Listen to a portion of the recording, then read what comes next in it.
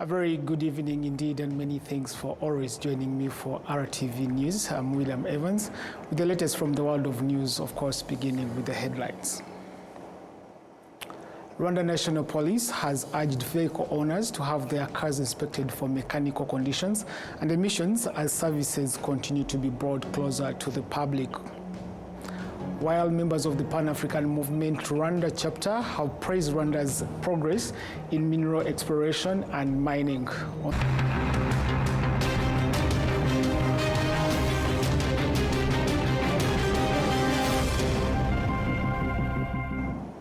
This is now the news in detail. Rwanda National Police has urged vehicle owners to have their cars inspected for mechanical conditions and emissions as services continue to be brought closer to the public. This Saturday, the new Police Vehicle Inspection and Emissions Testing Center in Ndera officially began operation. We do have details.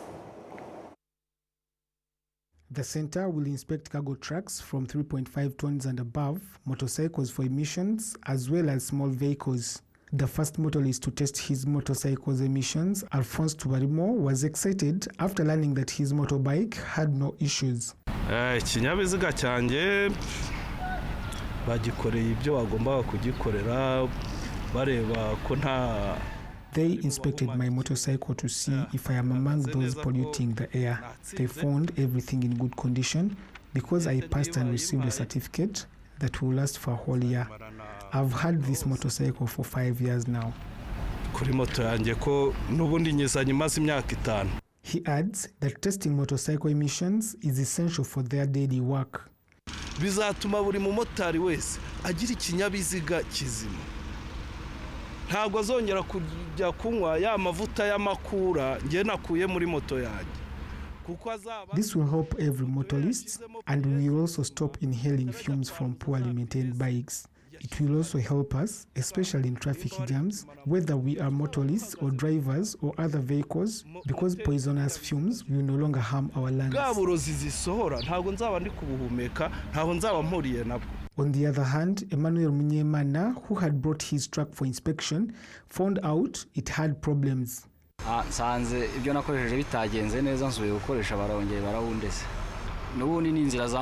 came to test emissions, but I failed the test. The parts I used were not in good condition, and they told me to replace them. I'm going back to fix the exhaust and fuel system. I don't see this as a bad thing. It is why we came here, to make sure that we meet modern standards. Knowing this helps me avoid further polluting the environment and harming people. Those who have already gone through the inspection encourage other vehicle owners to come and check the condition of their cars. My advice to fellow drivers is to come and test your vehicles. My advice to fellow drivers is to come and test your vehicles to know their mechanical and emission status.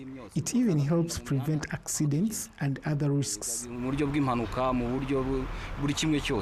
Rwanda National Police spokesperson SCP Boniface Rutikanga says they're encouraging the public to get their vehicles inspected because the necessary infrastructure and support staff are now available.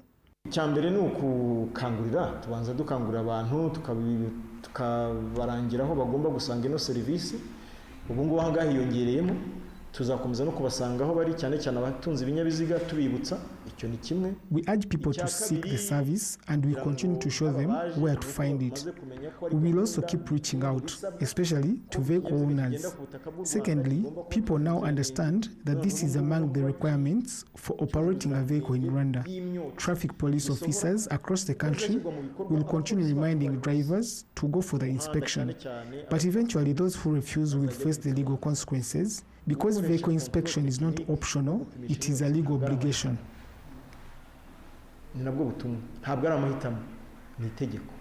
The new Ndera Police Vehicle Inspection and Emission Center, located in Gasabo District, will serve as national headquarters for police vehicle inspection services. It has the capacity to inspect 450 cars and 200 motorcycles per day. Motorcycle emission testing services will also be available across the country at all police inspection centers. Now, members of the Pan-African Movement Rwanda chapter, an organization that promotes unity and involvement across the African continent, have praised Rwanda's progress in mineral exploration and mining. They say that this progress shows that the country's natural resources can be transformed into productive wealth that drives self-reliance and homegrown solutions. They made the remarks after visiting the Bashyamba mineral mine located in Nyarugenge district, city of Kigali. The Bashyamba mine, found in River Cell in Kigali sector, Nyarugenge district, is known for its extraction of casterite minerals. On Saturday, members of the Pan-African Movement, the Rwanda chapter, mostly youths, visited the mine and were taken through the underground tunnels.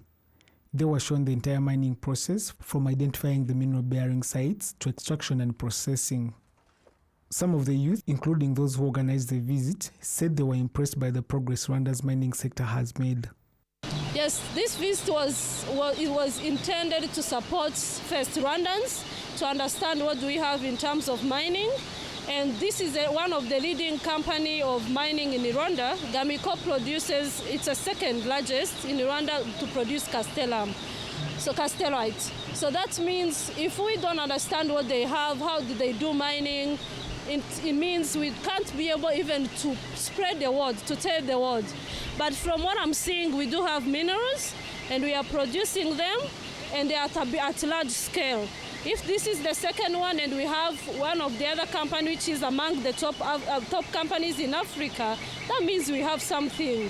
So those rumors will be there, but we wanted to show you during this visit, we have minerals and we are processing them for the benefit of Rwandans and Africans. The managing director of Gamiko, the company that oversees operations at the Bashyamba mine, Ivode Imena, says production from the site has reached a satisfying level. The mine produces between 25 and 30 tons of cassiterite per month, which goes to close to 400 tons per year. Rwanda is rich in minerals. The geology itself shows that we are endowed with various types of deposits. Here, for example, we are having quartz veins rich in cassiterite, but you also have various types of deposits in the country. So I will not say that it's easy to mine. You need some skills, you need investment, but when it's all planned properly, there's a good business to be done. He adds that to further increase productivity, the company plans to expand its operations. For the moment, the company employs 1,750 people. Our plan is to continue growing that number. We have 14% female employees. We are going to focus in skills improvement, capacity building, and our plans is to expand our operations through modernization, using better techniques, and improving our efficiencies.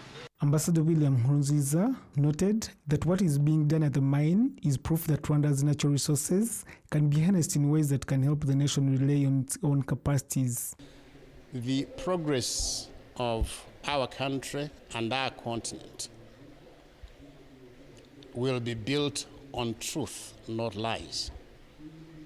In coming to visit today, we're hoping that we'll be able to show those who don't believe that actually Rwanda is a mineral-rich country.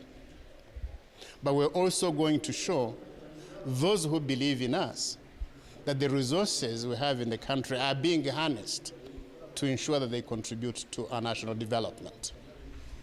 In the spirit of Pan-Africanism, we seek to see a future in which the continent is united, in which a continent is peaceful, and a continent that is prosperous.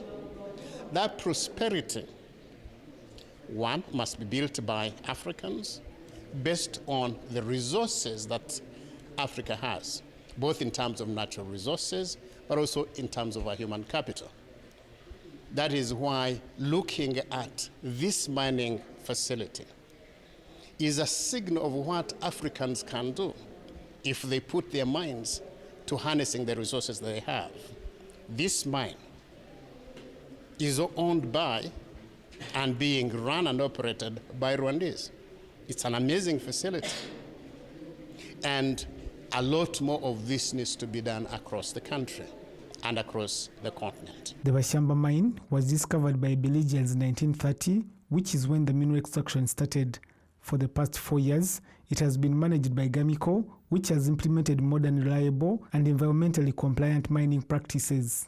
At the end of their visit, members of the Pan-African movement planted various tree species on the hill where the mine is located as part of the environmental conservation efforts. Today, Rwanda's industry and mining sector remains a key driver of national development, contributing 3% to the country's GDP. In 2024 alone, the sector generated $1.7 billion in revenue. To more news, the Regional Director for Africa of the United Nations Development Programme, UNDP, has praised the achievements of the project aimed at restoring biodiversity and improving the well-being of the population. On Saturday, the team from a UN staff, part of the team of UN staff she was leading, visited Kamonyi district to observe some of the objectives of the project known as Green Mayaga. In Mujina sector in Kamonyi district, the delegation joined residents in planting trees and held discussions with them. There are 20 schools in the 4 districts where the Green Mayaga project was being implemented that were given gas and modern stoves. The UNDP Regional Director, Ahuna Izia Konwa, praised the way Green Mayaga activities involved residents from various groups without excluding anyone, women, youths, and other citizens. She also commended that these are activities that will have a lasting impact, and all of this, she said, is due to good leadership. This is a project that is done with the Jeff, Green Mayaga. And I think what stands out for me here is, first of all, the leadership, meeting the leadership, the local leadership here, the governor, the mayor, the security authorities, all coming together and setting the tone that this community needs to protect its environment, that it needs both forestation and afforestation because it is vulnerable to climate change. There's been a lot of degradation of the land here. And for me to actually see that just in the last couple of years, trees that were planted have become forest, show the evidence that when we invest, we see results. But also another thing that stands out is the improvement in productivity, that the land is a lot more productive, and that has direct implications for food security. You can see things growing and people are able to plant their maize, their cassava, all the things that they need to sustain life here. I was also quite impressed to see that there is a component that's about clean cooking, and that there's been support given to the schools here to get less polluting cooking facilities, particularly for the women who have to endure the pollution from dirty sources of cooking. But that also has implications for the trees themselves, because to cook with wood means you cut down the trees, which is what is creating also part of the problem. So the integrated approach here, I think, is what I'm taking away, because some of the families, community members have also received cows, and they're able to integrate and see the value of what happens when they protect their environment. They themselves feel protected and their livelihoods also are secured. Now, the Green Mayaga project is ending, but another project is about to begin that will continue to help the residents of the Mayaga region to conserve biodiversity. The project had a budget of more than $7 million, which is in the past 5 years amounted to 8 billion Rwandan francs. Green Mayaga was launched back in 2019 and is scheduled to conclude by the end of this year. On news, Rwanda's correctional services says that prisons are no longer places of punishment, but centers of transformation where inmates rebuild their mindset, gain skills, and prepare for a life free from crime. At the Nyarugenje Correctional Facility, men, women, youths, and the elderly live under one common purpose: rehabilitation and behavior change. Inside the facility, daily life follows a structured routine, much like that of the outside world. Inmates say that their days are filled with learning, reflection, and lessons that reshape how they see themselves and society at large. Many use their own experiences to warn others who have never faced the justice system, encouraging them to avoid the mistakes that brought them there. Those undergoing rehabilitation praise the government of Rwanda for ensuring justice and for providing the support they need to reintegrate once their sentences end. Nyarugenje Correctional Facility currently houses over 10,813 inmates, including 1,315 women, and around 700 inmates are learning to read and write, while another 700 every 6 months receives technical and vocational training. And although they are serving sentences, many leave the facility transformed and equipped with new skills and renewed purpose and a clear path into society. Now, the Ministry of ICT and Innovation has begun an assessment aimed at examining how the Kinyarwanda language can be more widely used in service delivery, both in regular written communication and on digital platforms. This comes after various citizens expressed that they struggle to access services because these are often provided in languages they do not understand, especially in English. They therefore ask for services to be made more accessible by including Kinyarwanda as their native language. On the other hand, economists are warning that not knowing foreign languages, can be a serious obstacle to accessing financial services. The Minister of ICT and Innovation, Paula Ingabili, says that in collaboration with other institutions, they are conducting an assessment of service delivery platforms and other technology-based systems so that languages understood by citizens, especially Kinyarwanda, can be used. The most commonly used public services include those related to health, finance, such as banking services, education, and others. Let's now look at a report by the National Institute of Statistics of Rwanda that shows that the number of unemployed youths in the country is decreasing, dropping from 18.8% in 2024 to 15.5% in 2025. And an economic analyst said that this gives hope for the future. We shall come back to this report when it is available. Now, to more news, let's now take a look at a conversation our colleague Enora Gladys had with a Rwandan who had been living abroad for 31 years and recently returned home for good. He encourages the youth to be unapologetically proud of their country and tell their own stories. Enora Gladys. Having lived abroad for over 2 decades already, it must been a lot of experiences, challenges. You know, you have a story to tell to the people. How does it look like to be coming back in Rwanda after 24 years? It is an exciting feeling, as much as it is challenging. I've lived in Canada for almost 30 years. I arrived in 1997. Canada is such a huge country. When I arrived in Canada, I could barely speak any word in English, but now I do. And I've lived in many provinces in Canada, and I've also traveled around the world, including Japan. It's one of my favorite places to go. And it has shaped me in so many ways. It is in Japan that I discovered what we can do with travel and tourism that focus on the culture. And so coming back here now with all that knowledge that I have essentially accrued over the last 28 years in travel and as well as in the financial sector, and seeing what my skills can do. And so my question was, where should I be? I've been in 28 years. Yes. And now I think I should be home.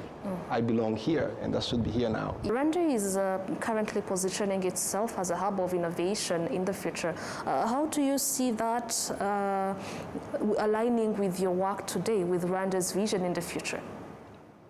Absolutely. It does align if you think about what is in store for Rwanda, where we are going, especially with sports tourism. I am obsessed with sports tourism. And so with the games, and hint, hint, with the other thing that is happening, yes. that involves vroom, vroom, vroom, maybe. Exactly. So all that will definitely have a space on Terrific. There's a difference when you use a technology built by the others, but when it's a technology built by us, you understand that we are the forefront of it. Yes. We own it, all the images we have to put there, it speaks to that volume, while creating youth jobs for the youth. And we can only innovate from there. Who knows what the future will look like? Maybe we're gonna have the meta glasses as well to go and discover the Akagera Park or Virunga yes. through the Terrific platform. Yeah, you've mentioned while reading your bio that you are very, very youth-based and you would like to inspire the young people. How do you think, or how would you like to inspire the young people from Rwanda and also around the world? Mostly even Rwandans living abroad, to be learning from how you combined tech, storytelling, and also entrepreneurship.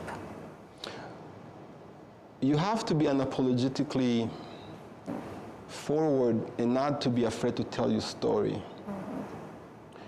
Because what the youth in Rwanda in particular, what they need, they need to see people like me going through the journey, not just the success. They need to understand the struggle. They need to understand that nothing is easily built. Yes. And second of all, we have to be closer to them. So far, my medium of communication with the youth has been on TikTok. And I speak in Kinyarwanda, even though my Kinyarwanda is still in progress because I do not speak it much, but I've been speaking Kinyarwanda. Yes. And like I said, we're going to have this an event that is going to be coming soon. And another thing actually happened where actually some people in the diaspora were like, okay, how can we be part of this? And then what came out of that is like, okay, you can maybe sponsor seats for people to come and join. And one thing about me is I walk the walk, I talk the talk. And so I left my life in Canada to be here, to say the youth, okay, you saw me in Canada, someone like, okay, you are just in Canada, you don't know what you're talking about. Well, now I'm here. Rwanda, first, it's a great time to be, Rwandan. Whenever I go in many rooms around the world, I always start like, I'm Charles Shima, I'm from Rwanda. Immediately, you can see, the lights, they just go up. I remember I met the vice president of FIFA in Vancouver, and I was saying, I was Rwanda. I said, I love Rwanda. That does it. Wow. So that shows that, because think about it, geographically, to find our country, unless it's a very small country. No offense, but but still, we are very big of hearts and dreams, and so I think just having seen the work being done in the past many years, so being Rwandan, that sort of pride is something we should carry everywhere we go. Well, with that conversation, we come to the end of tonight's edition. My name is William Evans. Have a good night. Goodbye.